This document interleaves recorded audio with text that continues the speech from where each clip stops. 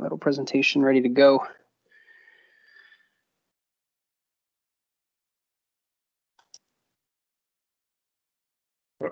Okay, go ahead.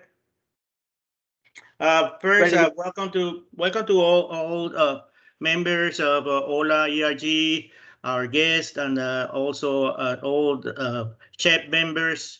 And we have the honor to have Elio Morillo today to talk about Morillo, is? Morillo, no. Morillo, right? Morillo. To talk about his experience, not just as a person, but also his experience working at JPL on the Mars, and how he got from Ecuador, Puerto Rico, and New York all the way to Mars.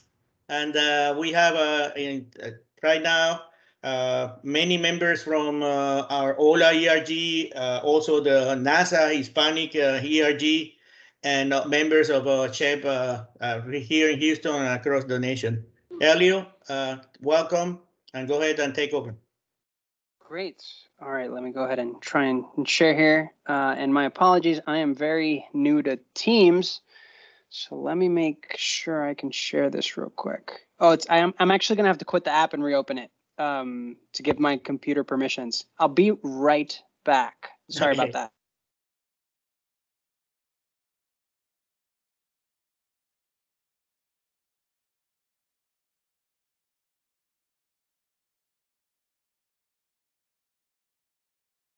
In the meanwhile, I can tell you that this is part of our the set of events that we have here at the Leidos OLA ERG in conjunction with CHEP TBAC.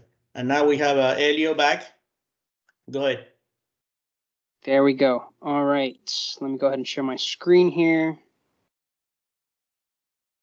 Can you guys see it by any chance? Yes. You see my screen? Yes. Go ahead. Fantastic. Okay. Let me see here. It actually disappeared on my end. Okay. Great. Yeah, sorry guys. I'm not an expert on Teams. We use WebEx on my end, so I'll go ahead and just full screen it and go get right to it. It's showing me that it's kind of blinking in and out red. Can you guys see the slides at this point? Yes, your slides are good. Yeah, fantastic. It will show okay. you. It takes a little bit of time to get Teams annoying. Stabilized in here. Great. All right. Yeah. So thank you guys for having me. This is great. I've been going through a series of ship. I'll call it my ship rekindling. Over the last few years, I explicitly decided to take a break from ship to focus on a lot of the work that I'll talk about. And, it's fantastic being back and getting to know more people around the country. So thank you guys for having me. And we'll just get rolling. I have pictures to show. We can talk about the details. I'm not sure what everybody's background is, so I'm going to keep this as high level as possible with a little bit of background building as well. So I'll just get right to it. As Juan was saying here, I've been jumping around. I've been quite a nomad my entire life, all kinds of circumstances, mostly, as many of you may be familiar with, economic reasons, right? I was born in Ecuador in 1993. During the time, there was a bit of a financial crisis going on, my mom being a teacher, and with some family already in New York, she thought it was best for us to move to New York City, where I did actually my kindergarten and first grade. So it was interesting because I picked up English formally first, even though I knew how to speak Spanish. But then we moved to Puerto Rico because my older brother, who has his own fascinating story, he is 17 years older than I am. He got married with a Puerto Rican and moved to Puerto Rico. So when he moved to Puerto Rico, my mom thought that was a great way for her to continue her career as a teacher. Obviously, in Puerto Rico, primary language is Spanish. And, while she was in New York, she was just making ends meet, working whatever she could, right? So my mom's always been an example of a hard worker and just persevering through everything just to make our lives better. And we moved to Puerto Rico, where she starts teaching again. That's where I spent my formative years up until high school. where, if you guys may know, and maybe many of you have been following over the, since 2006 when we left Puerto Rico, there's been quite of an economic downturn in the island for all kinds of reasons. And my mom then thought it was best for us, especially for me, to do high school in New York City, where our family once again opened received us with arms wide open. And while in New York, lived in Brooklyn, actually in the house I'm currently in right now. This is my uncle's house. So it's always awesome coming back and, not forgetting where I come from. And from there, I have wonderful teachers. I got lucky in many ways with how things worked out, and ended up getting into the University of Michigan, where I do my undergrad and grad school as well. And throughout that experience, I'll talk a little bit about more in detail.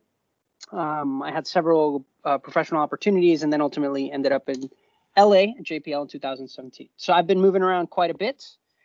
But really, my formative years professionally, academically, and all, obviously, were at Michigan, where I did my undergrad in mechanical engineering, did my master's in in systems engineering and design with a focus on space systems.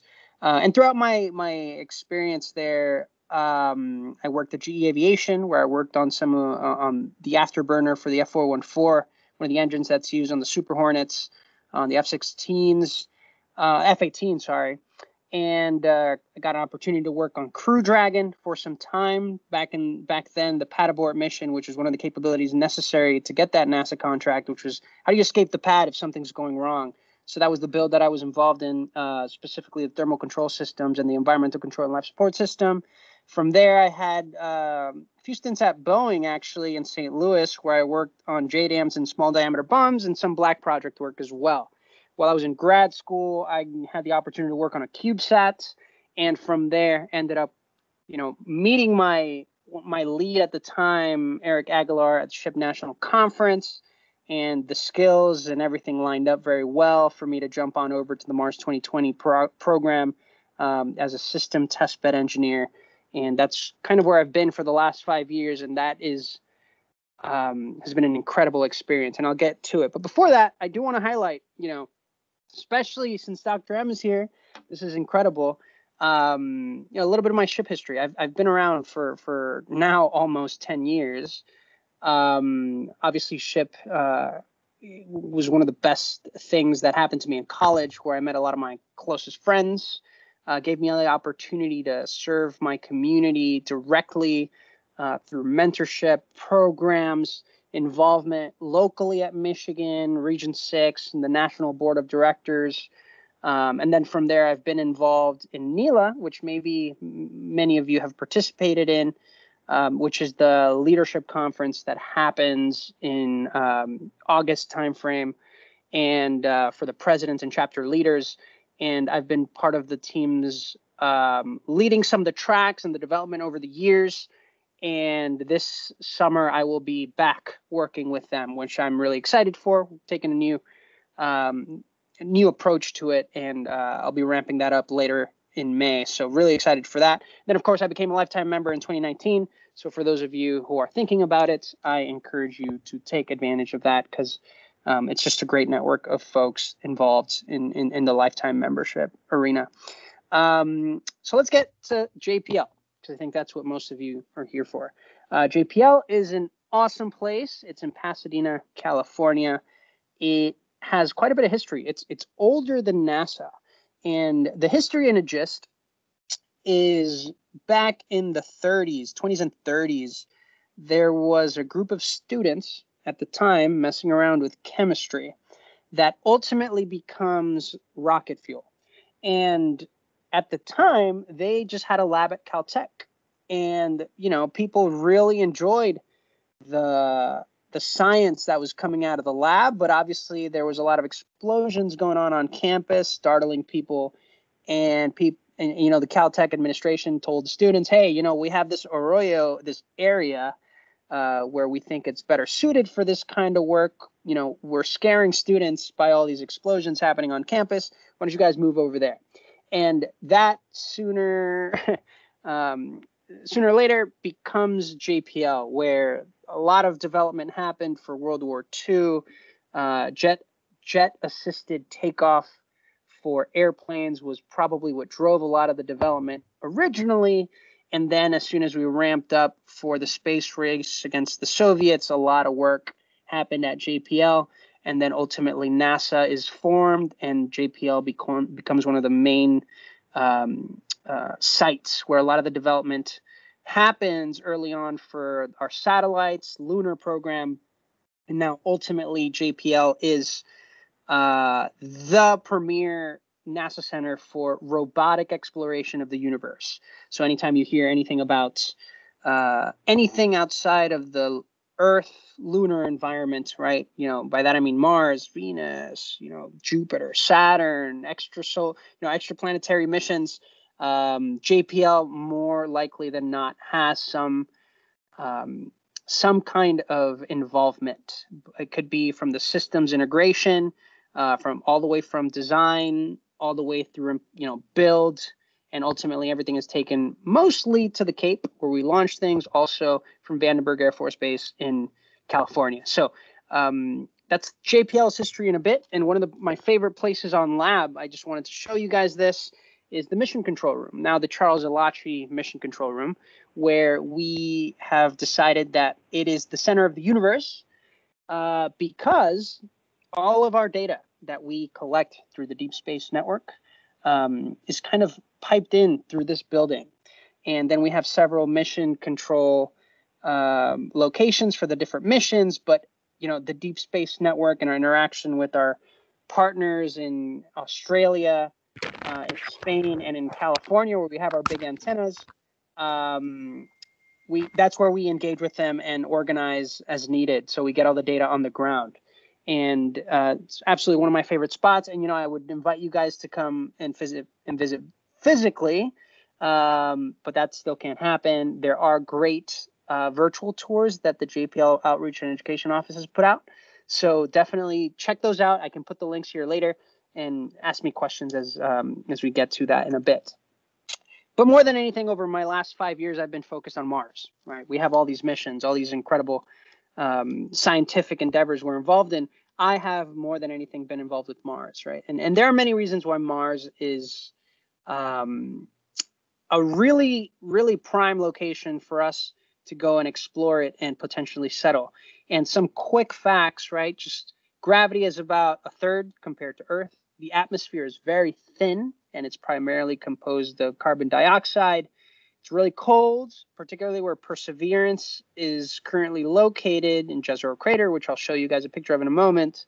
Ranges between negative 125 Fahrenheit to 23 Fahrenheit. So it's relatively cold. It varies with the seasons, and it varies significantly throughout the Martian days, which we'll start calling a sol.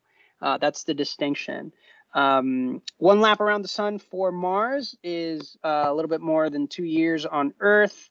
And with that, every Martian sol it's close enough to an Earth day. It's 24 hours and 40 minutes in Earth time. And, obviously here we have a 24-hour cycle. Ultimately, that defines how we communicate with the planet, because here on Earth, we have to schedule humans, right, on a specific schedule. And particularly early on in the mission, the first 90 sols or so, we're in about sol 70. What are we? Today's sol 75 of the mission is today. For these sols from landing all the way through last week, we were operating on what we call Mars time. So here on Earth, we had to adapt ourselves to shift with that Martian time, which we had that 40-minute lag time every single day. And the way we typically communicate with our assets on the ground, particularly I'll speak just for Perseverance, we uplink, we send commands and our sequences at 9 a.m. Mars time. And for that to stay consistent, that means we have to schedule our orbiters to collect data at a particular time. So we receive it sometime in the afternoon and determine whether or not our activities that were assigned for the day happen safely. And then we continue the planning so that the next morning at 9 a.m. Mars time, we are prepared to send a new set of activities. And now that cadence worked very well early on in the mission because obviously we were doing early checkouts, and I'll get into all of that in a bit. But now as we're moving away from that, because we've been so successful in the last few months, we start adapting more with Earth time and constrain things to happen between 7 a.m. and midnight Pacific time. But that's a little bit of the history there on Mars time and how that happens.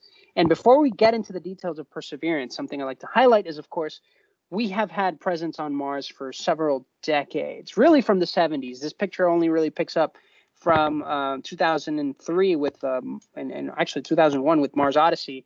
But we've been on Mars since the 70s with the Viking landers. And over time, we've developed all this knowledge, right? So the idea is that as we progress with our Martian missions, we build on the knowledge from the previous missions, right? And over time, we've confirmed the different kind of materials on Mars. We have confirmed that there's water on Mars. With Curiosity, we confirmed there's organic compounds on Mars. And now with Mars 2020 and the Perseverance rover and Ingenuity, we are looking for traces of past Martian life. And we'll get into some of those details. With that, we also have, of course, now we have 4 different kind of vehicles on Mars. We have our orbiters, right, that are going around, mostly acting as our communication relay with our assets on the ground on Mars, and how we grab our data and we, beam it back to Earth. We have our landers, which, difference to the rovers is that they only land on a particular location and can never move. And there's particular benefits to one versus the other, but that's the big distinction. Then, of course, we have our rovers, which have permitted us to explore, those areas around those landing locations that we've selected of high scientific interest. And as of a month ago, we have our aerial capability. And I don't have a picture here, but I'll show you guys later, with the Mars helicopter, right? The Mars helicopter was the first time in history where we've flown a vehicle on another planet, and I've been very fortunate to been involved in that mission as well. That's a little bit of background of what we have on Mars. And to give you guys ideas in terms of dollars and sizes, I just want to show you here the rovers, right? The rovers, the first one we sent was Sojourner in 1997, and that was about a $200 million mission where we really learned, to be scrappy and learn how to operate a rover on Mars. And the kind of operation needs, right? How do we loop in Earth? How do we have to communicate with Sojourner? And then from there, we moved on to the Mars exploration rovers, Spirit and Opportunity, which were about $1 billion total. And those twin rovers, right, were designed to only operate in their primary mission for 90 sols, 90 Martian days. And Opportunity lasted up until 2018. So, we got there in 2004, and Opportunity kept on going until 2018, which is obviously, it speaks for the level of engineering of what we build. And, it met its primary mission, and then we continued using it, further adding to the scientific value of figuring out whether or not there was water, whether there were specific type of rocks on Mars that lead us to believe that, maybe at some point in the past, there was an environment prime for life on Mars.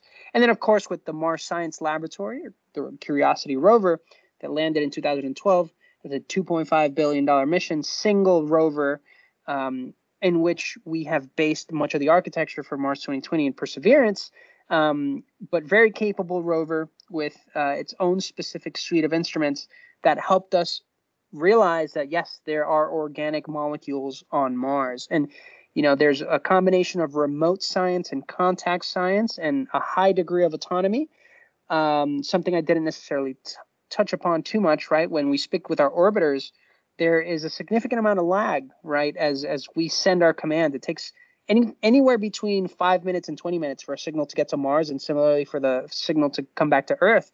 So in all that time, the rover and our assets on the ground have to act autonomously and have the fault protection necessary to respond if there's some kind of anomaly, and behave within constraints that we have tested here on Earth. And with that, I'll just jump on over very quickly to Perseverance, which has now been on the ground since February 17th of this year. It was a fantastic event. I invite you, if you haven't, to look up videos of the entry, descent, and landing process, which was something we have never done before. Collect videos of entry, descent, and landing. Very incredible what we managed to do with those videos. I think it humanizes the mission in a way, because now it's almost like we have eyes throughout the entire process, something we hadn't done. There's a big distinction, I'll tell you, between just looking at, the telemetry and the messages we get from the rover, the engineering value messages, versus actually seeing it on video. I think that was a very unique experience when we were receiving all those images and on the ground. I was on mission control when that happened. We were speechless, right? We knew we were safe on the ground at that point, but those videos took some time to actually be downlinked, because they're pretty large in terms of the data volume. So it took us several weeks to get everything back down so we can rebuild it. And it has just been fascinating. And as you see in the picture, right, Curiosity is pretty big. I think the folks you see in the picture, they're still around, and they're like 6 feet tall or so. So to give you an idea, right, the Perseverance and Curiosity, it's 10 foot long, not including the arm. When the arm is extended, I forget how long it is, but the arm itself, I think, is something close to 10 feet when full extended. It's 9 feet wide. It's 7 foot tall from the wheelbase all the way up to the top of the remote sensing mast, the head, the very characteristic head that we have on the rover. It's, more than 2,000 pounds, which is about 1,000 kilograms or so.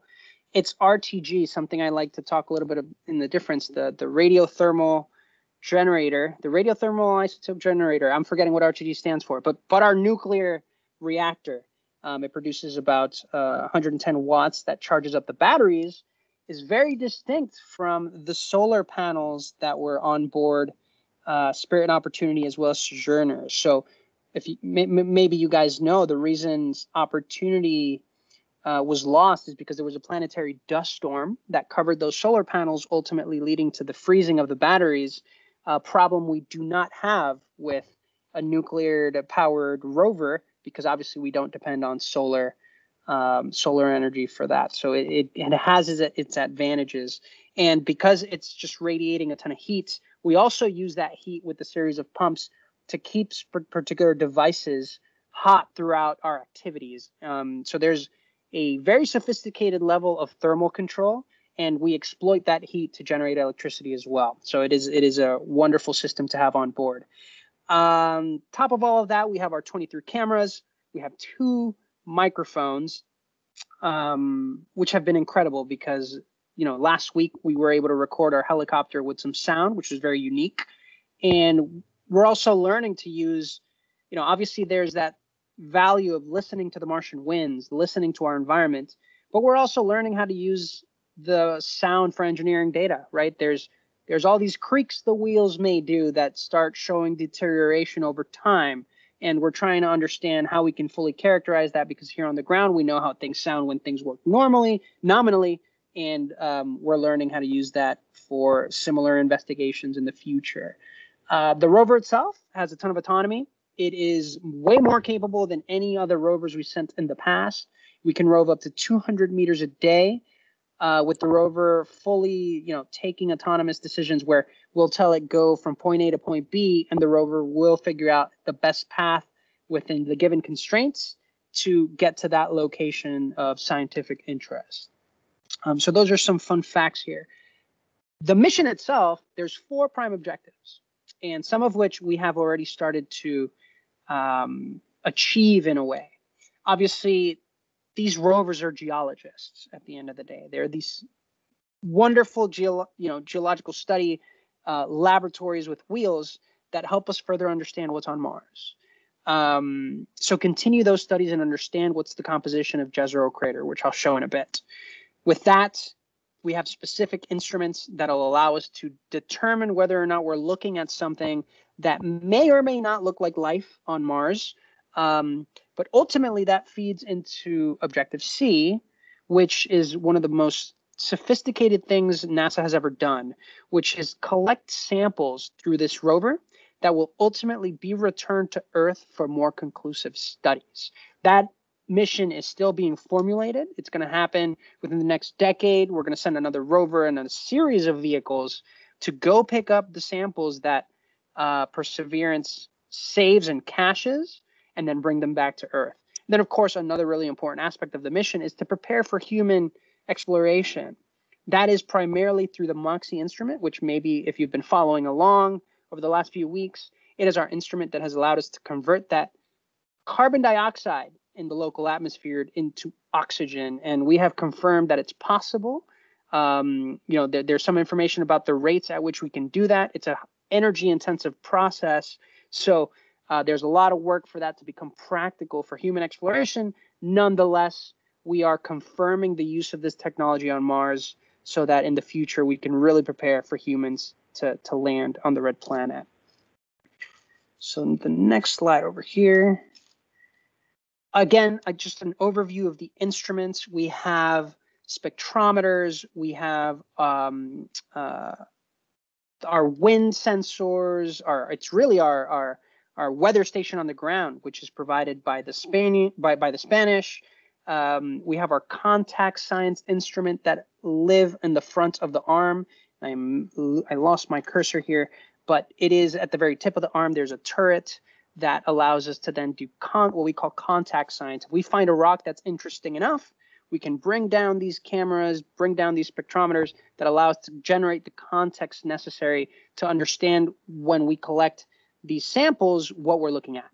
And we have calibration samples as well, so that we know that what we're picking up is truly Martian and wasn't some kind of debris or foreign objects that we brought from Earth. We have a ton of cameras. We have our video capabilities that we hadn't necessarily used before. But if you guys have been following along with the helicopter over the last few weeks, you know that the videos that we've been getting have been all worth the effort that we've put in to our video capabilities.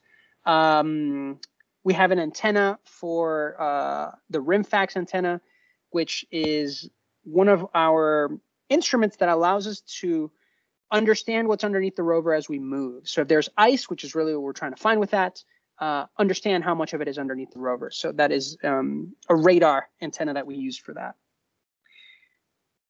The Jezero crater we selected, there was a whole process. The cool thing about Jezero crater that made it very scientifically interesting, if you look at it, it's almost very evident, right? That water flowed through here. This one of the best analogies for Jezero crater is probably the Mississippi River and the delta that is spread out as the Mississippi ends towards the Gulf of Mexico, where you can clearly tell that there was some form of water flow and that material was deposited. All kinds of different materials were deposited over millions of years. And obviously here on Earth, where there's water, there is life. And with that similar approach, we go to Mars to find locations where we think there are interesting materials that with the combination of water potentially could have provided a environment for microbes in the past. So we're really excited to start our contact science mission, which is going to be starting this summer. We're working on some checkouts over the next few weeks that are going to permit us to start picking out those samples and start caching them for later return. A big deal with Mars 2020 that feeds into human exploration and also the lunar program was our technology used for entry, descent, and landing. Our relative terrain navigation that we used this time around. To give you guys a little bit of background here, we're entering the Martian atmosphere at something like 12,000 miles per hour. From the time we touch the Martian atmosphere to the time we get to the bottom and to the surface, we have to get to the surface at 0 miles per hour in the safest way possible. It takes about 6 to 7 minutes for that entire process to happen, right? And during that process also, around that time, it takes about, particularly for Mars 2020, we were on an orbit that meant that it took about 11 minutes for that signal to get to us. So if you think about that, right, it takes 7 minutes for this entire process to happen, but it takes 11 minutes for a signal to get to us. That means that by the time we hear that we are entering the Martian atmosphere, the rover would have been on the surface or not, safely or not, right? So we developed all these technologies that allowed the rover to safely descend in a significantly more accurate way than we had in the past. It was necessary because Jezero Crater has a lot of different features that could have been potentially dangerous if we wouldn't have used this technology. And it turns out that we hit it almost on the bullseye from where we had predicted, which is unprecedented on Mars. And a lot of interest exists from the commercial sector to use this technology, from Blue Origin, SpaceX, and other competitors as well, to serve in the lunar program and then Artemis as well. So we are happy to share a lot of our technology demonstration and all that data so that our commercial partners can also be successful in the future. Now, of course, the helicopter, one of my favorite things about this rover, if you guys have been following along, it's funny because this animation is a little bit outdated with what ultimately was the final design of Ingenuity. It provides this, it was a technology demo. We just came out of the technology demonstration phase. This helicopter was the first time in human history where we flew an aerial vehicle on another planet. We hadn't done this, and obviously incredible. It opens up the doors to new architectures for scientific exploration in the future, where instead of rovers, maybe we send a bigger, more capable helicopter or a series of helicopters to help us in scientific investigation. And getting that new aerial capability helps us create more context. So as I'm speaking, tonight is our final, actually right now on Mars, it's probably happening. I should actually check what time it is on Mars right now. We are, let's see here. On Mars, it's 10:45 in the morning. The next, the flight number 5 is slated to happen around noon. And then tonight we will be downlinking images and more data to make sure that the flight happened.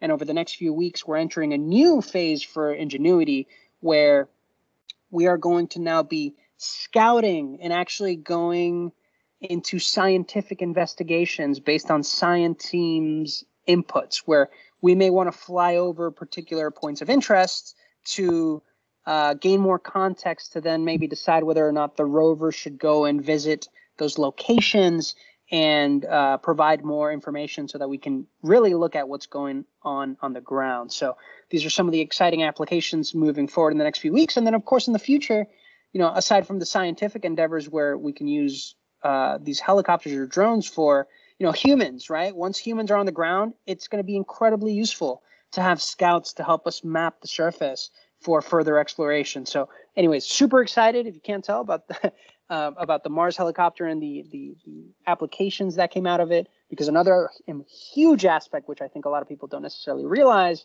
is that on the helicopter, we used a lot of commercial off-the-shelf components, including a Snapdragon processor, which is on many of your cell phones, potentially. It's a chip from Qualcomm. And, it was never designed for space to be used in space. So the fact that we're proving that we can use commercially off-the-shelf components for deep space exploration, I think is going to open up the doors to cheaper missions, more capable missions, which has many of us super excited. With all of that, I'll talk a little bit about what I do and what I've done over the last few years. Particularly, I've had specific involvement in what is the remote sensing mast, which is the head of the rover that you guys may have seen, the high gain antenna, the cameras, the motor controller, the helicopter system. Early on, I was involved in avionics, thermal control, and of course, also the wake up and shutdown behaviors. What needs to happen for the rover to wake up and go to sleep at the right time, and what are the behaviors we need to characterize so that we could do all of that safely. In my systems test bed engineering role, that involved a lot of hardware integration and testing. So going in with our DMMs, oscilloscope, safe to mate procedures, make sure, subsystems that were delivered to my lab could be safely integrated to the overall system. Also come up with functional tests to make sure that, once things are plugged in, what is the minimum amount of activities that we need to confirm can be done with these subsystems. Along with that, verification and validation, huge, right? To make sure that all of these systems work on Mars, you have to test. You have to test and make sure all of that works here. All of our behaviors that we've designed are implemented correctly. And if not, identify the bugs, report the bugs, potentially change the software through what I'm calling here engineering change requests, or, come up with workarounds and flight rules so that once we're on Mars, things were used in a certain way or some commands weren't used in a certain fashion so that the system remains safe. With that, coming up with all the operational guidelines so that now the operations teams knows what the constraints are on the surface of Mars. And then, of course, in my case, I was involved in operation readiness testing. So what that is prior to us getting to Mars, we have to be ready to use our ground tools for data analysis, for problem, bug identification and debugging processes. And the operation readiness test, more than anything, test the humans, right? Are the humans ready to operate such a complex vehicle on another planet? And I had the pleasure of designing a lot of the nominal and off-nominal test cases for that, where I was really throwing wrenches at the process. And I know people hated me through it, but I know that folks are prepared in the case we run into problems on the surface of Mars. I've also done a lot of tool development using a lot of Python. I'm a mechanical engineer by training, but ultimately I've become quite a bit of a developer here, doing front end, back end, building GUIs, doing a lot of test automation and data analysis and processing and trending. So it's been a lot of fun to pick that skill over the last few years, and I'm hoping to get some more certifications over the coming months to really show that I have built quite an expertise with it. Here are some fun pictures. I had the pleasure of walking into a Blue Origin, and this is me talking a little bit of smack with one of my best friends to one of his labs that he was just putting together. And that lab was pristine. The lab was super clean. And that's when I told him, you know how you're not doing anything in this lab? It's because this lab is this clean. If the lab was a mess, like the picture you see on the right, that's when work is getting done. And I had a lot of fun in the system test bed. What you're seeing in that bin, believe it or not, is what I lovingly call the crashed helicopter. It's our helicopter on a bench, which is the helicopter system, all of its avionics, all of its components, its sensors, on a bench so that we can move it between labs. And it's hooked up currently in that picture, it was hooked up to the rover on a bench configuration so that we can do a lot of these system tests. And then on the left is one of our robotic arms that we used many times for preparing, again, for that contact science and all of those complex behaviors that the rover needs to do autonomously to ultimately collect data and send it back to us. Now, more than anything, I'm involved in engineering operations. So I am one of the mech chairs. What that means is that I analyze motor controller and actuator performance, feed into the planning team whether or not it is safe to plan the activities for the next sol, and also if there are constraints we need to be paying attention to, and whether or not weather has affected us in any way or form. That's actually one of the issues we've been working on over the last few days, is that it was a little bit too cold, which means current runs a little bit more freely. So we pumped a little bit too much current in one of our actuators, still within safe parameters. But, it was something we may have not been expecting with how we tested on Earth. And that's part of the process, right? There's only so much testing we can do on Earth with the limited time and money that we have. We have pressure chambers to do some thermal testing, but we can't do such a we can't cover every single edge case. And that's what we're finding, is that our models need a little bit of more refining, since now we're on Mars operating under the Martian conditions, and we're learning as we go, which is part of the process. In the helicopter world, I was in tactical downlink and uplink. So that meant I was analyzing telemetry and engineering data that was coming down, processing data for the different subsystem teams, and conducting our downlink reports to then move on to generating sequences for the helicopter, which included, on days we weren't flying, make sure we were turning on, safely communicating with the rover, making sure our energy levels were as expected, imaging, and of course, uplinking the flight sequences that were fed to us by the guidance and navigation team. And there's a particular concept of operations, ConOps, which maybe some of you are familiar with, as to how all this works. But it's been a ton of fun. And this is a picture of me actually a few days ago when I was there with the helicopter, with the rest of the helicopter team in person while I was mech chair. Wonderful opportunity, and something, especially when I talk to ship chapters, undergrads, is, you know, something I'm proud of is that in school I never actually had to pull an all-nighter, but working on this rover, man, I had to do that for one of our really important tests. I ended up I'm not proud of this. It was like a 36-hour shift that I just needed to pull through for my team, and we got some really interesting testing done back then. But it's been a ton of fun. I've learned a lot over the last few years.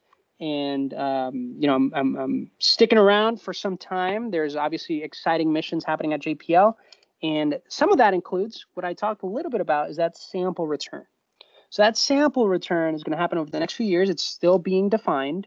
But this image, I think, does a good job in communicating what we're trying to accomplish, which is really complex. You know, we're going to have to launch a system from Earth that's going to cruise through space, land on Mars, have some form of fetch rover that then has to feed those samples into a Martian ascent vehicle that then is going to put those samples on orbit, where another spacecraft is going to pick up those samples and return it to Earth, and then do another entry, descent, and landing to Earth. So it's going to be very complex, very exciting. There's a lot of development already happening. It's going to be an international collaboration between European Space Agency and NASA. So a lot of really good work happening over the next few years. And launch date is still to be determined, but expected to happen within the next decade. I like to finish off my presentations with this incredible picture because it puts everything into context. Is yes, Mars is exciting, but looking back from, you know, the Martian sky to this picture, you know, we're in our very special Earth, right? Everything we know and love is within this planet, and we have continuously, just, you know, by looking up and looking at all these other planets, learned and confirmed that this is really where we're at least meant to be. We have evolved, you know, to survive here, and we need to take care of our planet, right? You know, we will be looking out. We will be jumping around different planets on the solar system. Who knows when in the future outside of our solar system. At the end of the day, Earth is our home, and I'm happy to have my 2 feet on the ground here. And with that, you know, I'm going to open it up to questions. I know I've blabbered on for a while. There's a lot of details we can talk about, and I'm sure many of you have curiosities. But thank you guys for listening.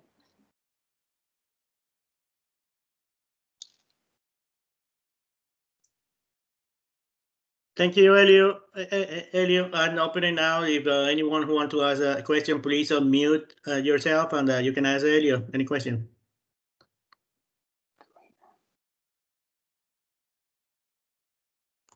My camera? Yeah, you guys can see me. Cool.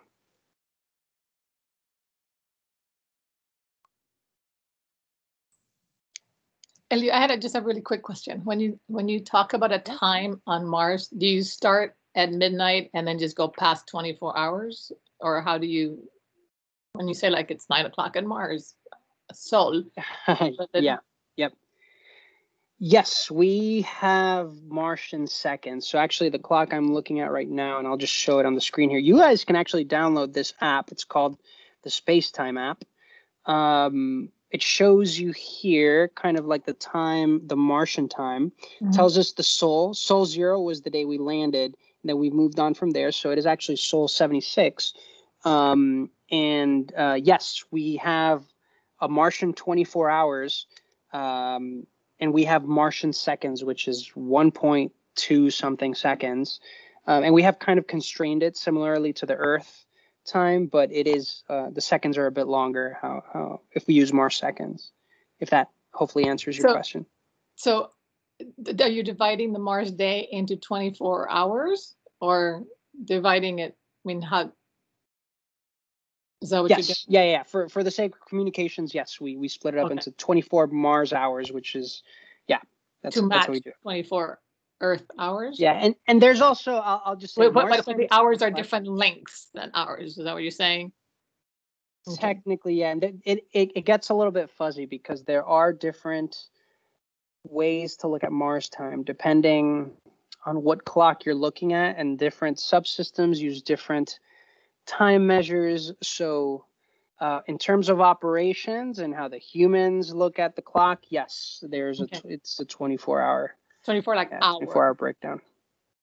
Hour. Okay. That's right. Okay. That's all the things you have to think about, right? It's like... Yeah. But that's right. You know, a Martian day in Earth time is 24 hours and 40 minutes. Right. Yeah. Wow. This is so cool. Yeah. Just the whole thing. Thank you. Of course. All right, next question.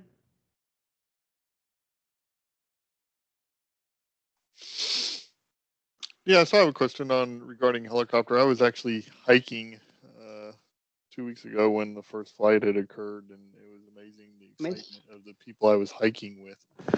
And so we kind of came up. All of the commanding of the helicopter right now is kind of done from Earth, and you have to, essentially wait till afterwards it's landed back down that everything is okay. That's right.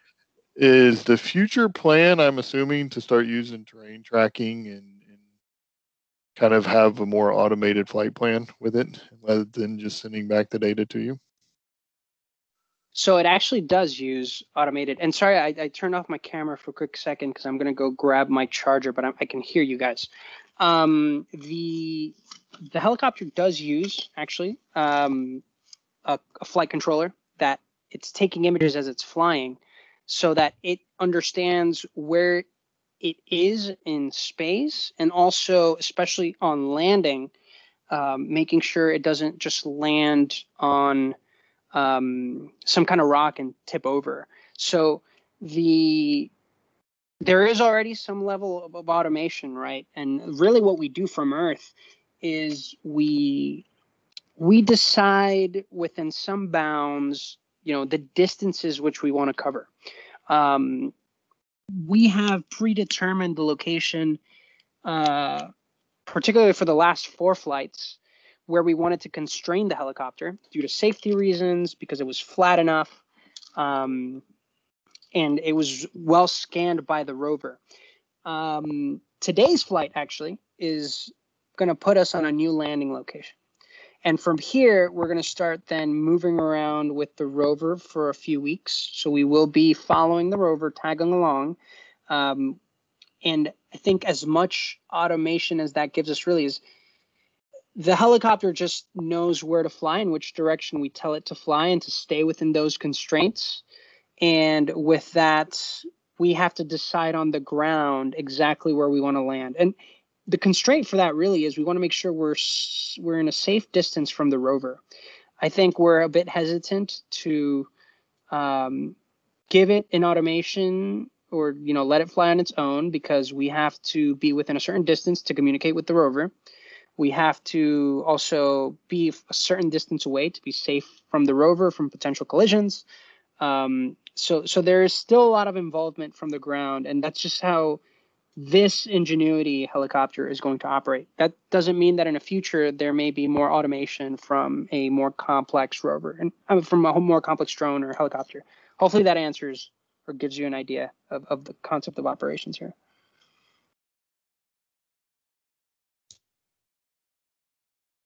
Yeah, Mashkur was asking on the chat, pretty much telling you that it's a great presentation. That you mentioned it takes 11 minutes to know the action done by the rover. How would you control if something unexpected happened?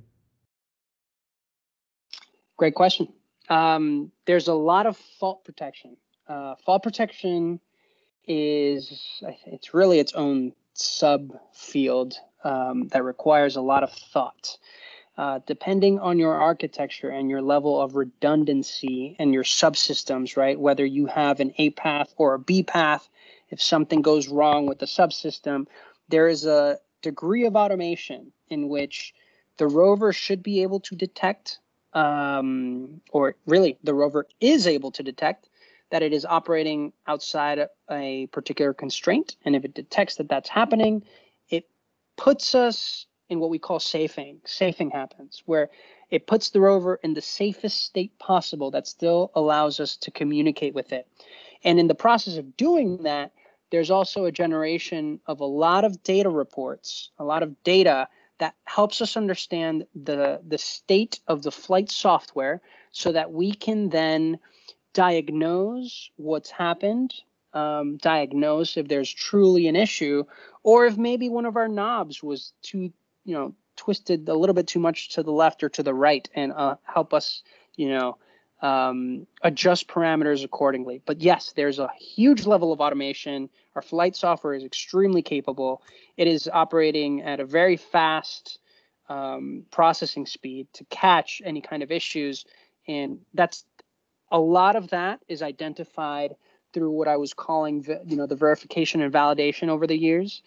The benefit we have with Perseverance, that a lot of our architecture, our avionics architecture, was inherited from Curiosity. So really, when it comes to fault protection, we have had now, since Curiosity was on the surface of Mars in 2012 and all the development before that, all of those years to truly understand what can be the real issues with the rover.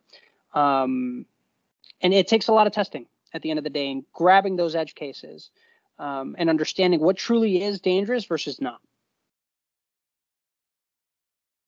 All right. But you got to test. How far the Ingenuity can go away from? So the operational constraints when we landed was anywhere between 200 and 1,000 meters. But we're learning that we have enough margin in our communications. We have like 40 decibels worth of margin for those people in comms that we think we can operate from further, but we're not trying to get too crazy with it, is what I'll say. But we are safe with our distance, and we're getting our data volumes. We're not getting data interruptions. Fortunately on Mars, there's not much that can interfere with our communications.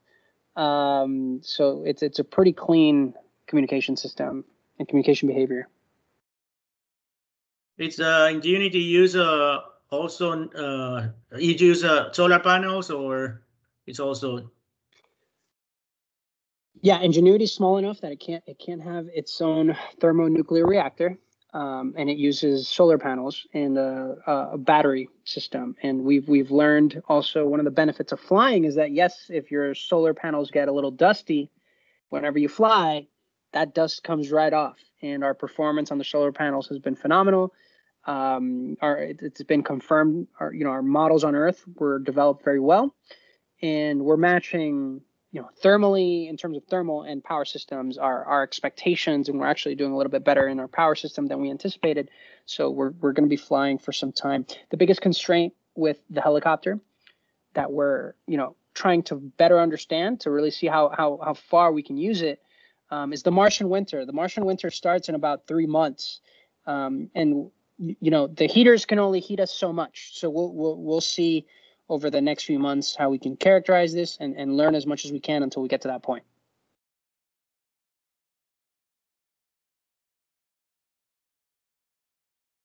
Originally we were going to abandon the helicopter as soon as we were done with 30 sols of our tech demo. But we have learned, because we're doing so well, and because NASA HQ has been so supportive, we've extended the mission so we can learn more as we go. It's also, I think, a $200 million asset.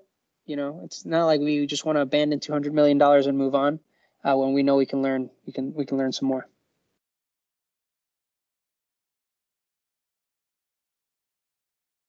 All right, next question.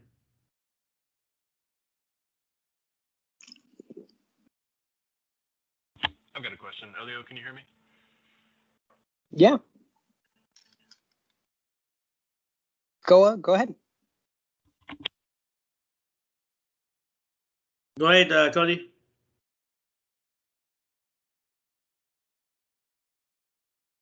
Or not? I think we lost you there. Yeah.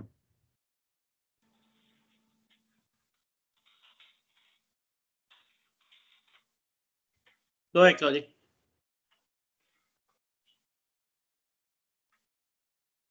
Just write your question in the chat. We can ask.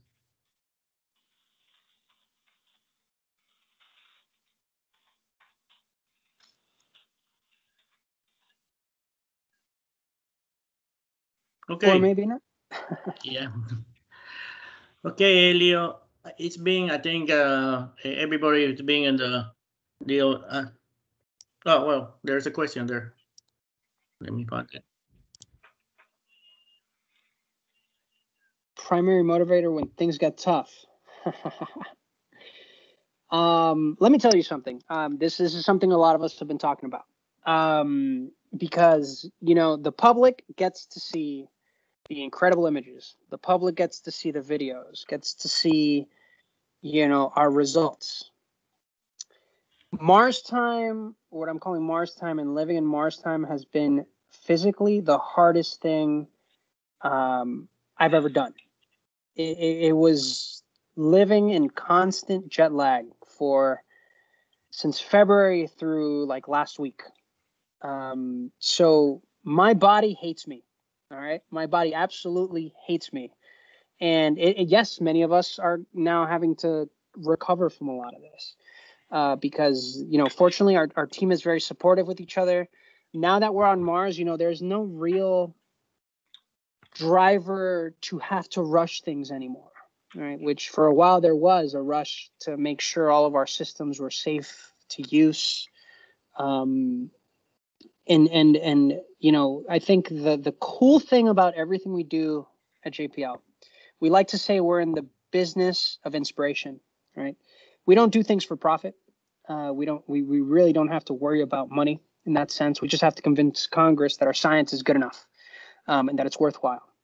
And anytime I stand here and talk with folks about the mission and what we're trying to accomplish and how this opens up for future exploration, how this can expand potentially our knowledge of the universe and help us understand our place in the universe, right? If we find life on Mars, my goodness, like that's going to be insane. Then the imagination is the limit, right?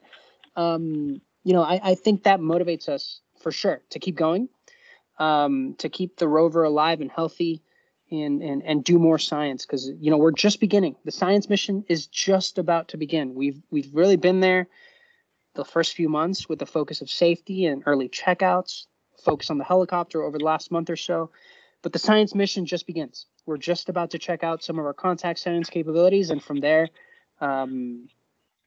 let's see what we find on the Martian surface. And a lot of us are obviously super excited. And I think hopefully that answers your question because yes, the job is very, very tough.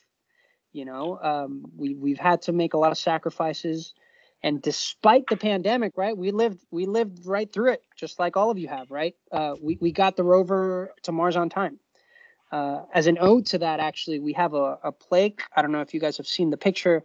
There's a plaque to our first responders that was put on the side of the rover. That is a really cool image. If I invite you guys to look up. That is kind of like the medical serpent image with the globe around it, and that was really an ode to our first responders and across the world. So, anyways, we've gotten it done. It took a lot of effort, a lot of sacrifice from a lot of people, thousands of people involved in the mission, and we're excited to keep it going.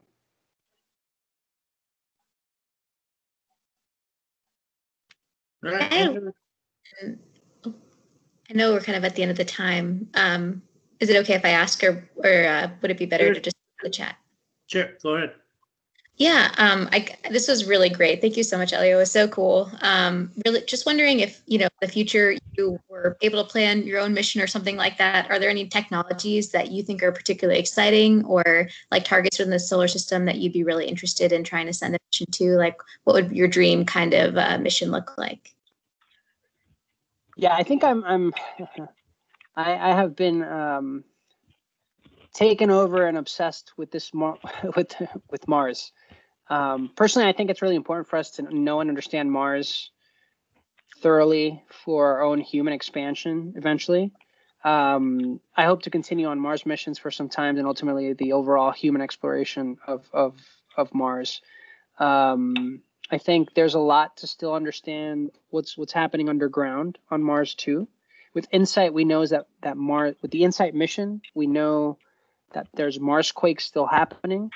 But ultimately, I think for human exploration and expansion, we're going to have to live underground.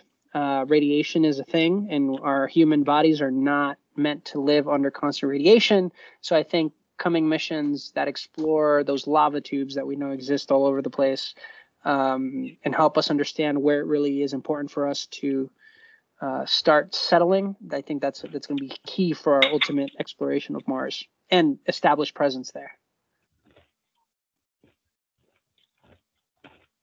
So I'm biased here. I stick to Mars. Yeah. Well, you can build my background in Mars anytime, you know, or Vulcan if you want to go away from Mars. Elio, tell us a little bit, you know, when you were in Puerto Rico as a kid, you know, playing around out there, you ever consider where you at now, and tell us a little bit more about how SHIP helped you get where you at.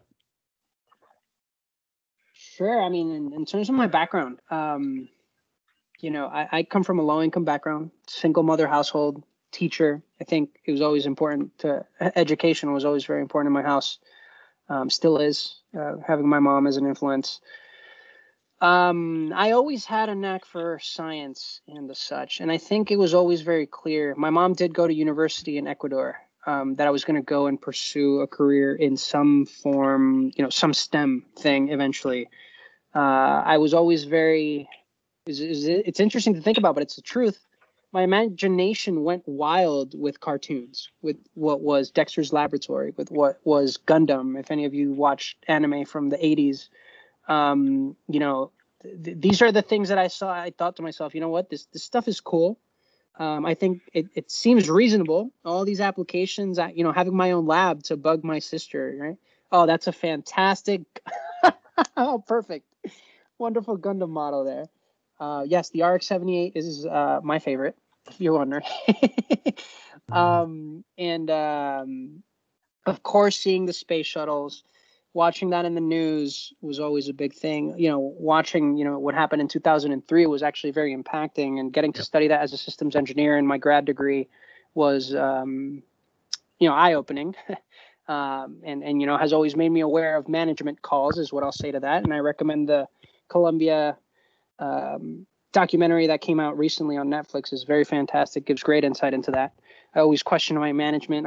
Some of which will probably say that I'm a troublemaker, and I'm very proud of that, because I question everything we do, and I think that's important.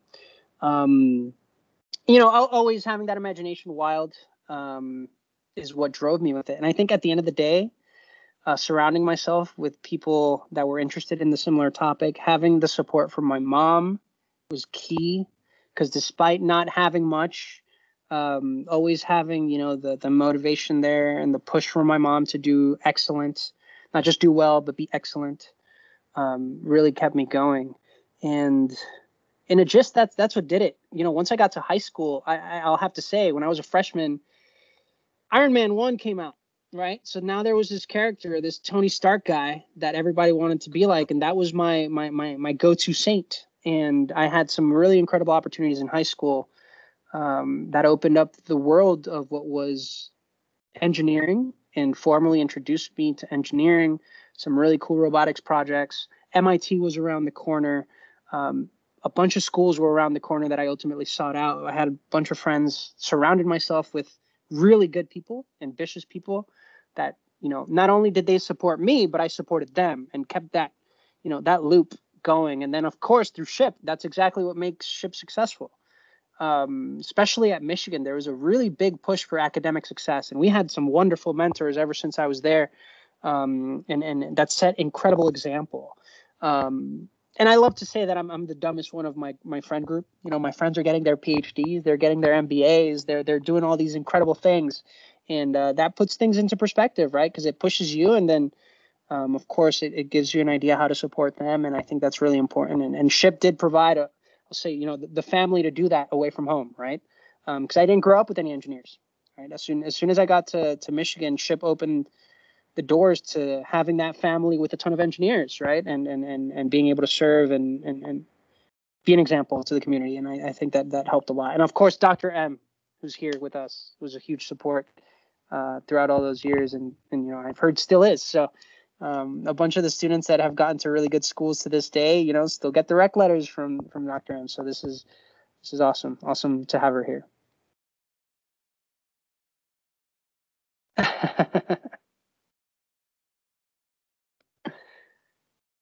All right. Any other question for Elio? Elio, you know, this is not the first time, but you do know that you are inspiration for many, the old, the young, and we want to congratulate you for what you have achieved. I want to congratulate your mother for the great job that she done with you. And I She's hope right here, but she does not want to show up on camera. She already okay, told tell me. that. Dile que le mando un beso y que puede comer tostones. Yo soy de Panamá, yo le llamo patacones, ustedes le llaman tostones. En Ecuador, vamos a comer la otra cosita. En Ecuador le dicen patacones también. Just by the way, I get to double dip with Puerto Rico, so yes, yeah. I get it. Yeah. But yeah, again, this is what familia means. How we get from so many routes to get there, to achieve our goals and inspire others, inspire the future generations. And again, thank you for your time, and thank you for the University of Michigan for doing such a great job with you, and Shep helping you, and for the many others that we are helping nowadays. Thanks again, and thanks to all the people who were at the event. I think it was an extraordinary event. Hey, thank you for the kind words. Seriously, I mean, this is great that I got to share some of this with all of you. Feel free to connect with me on LinkedIn. I have a lot of really cool pictures on Mars, on Instagram as well. So of course, feel free to find me on social media. I'm just, a message away if you want to chat more. The mechanics. What's your? My handle. I'll put it in the chat. Yeah. There you go. There you go. The space mechanic. Yeah. Yeah. But yeah, no, seriously, thank you for having me. This was awesome. Hopefully we'll see each other again here. I'll obviously be involved in SHIP. You'll find me at a national conference whenever we get to be in person again. We'll see you in Orlando. That's right. That's coming up. But thank you. Seriously, thank you. Thank you for the opportunity. All right. Talk to you guys soon. Yeah.